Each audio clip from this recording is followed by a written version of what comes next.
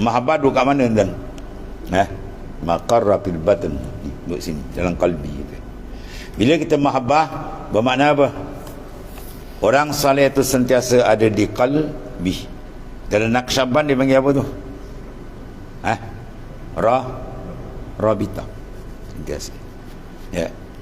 Rabita paling kuat kita dengan Rasulullah SAW. Bawah dia rabita dengan mursyid. Sebab tu Profesor Rajab Dib, ulama besar di Syria, dia kata, apa hakikat kau mengikut sunnah? Ialah kau sentiasa bersama baginda SAW. Kau makan dengan Rasulullah, kau berjalan dengan Rasulullah, kau duduk bangun ya dengan Rasulullah SAW.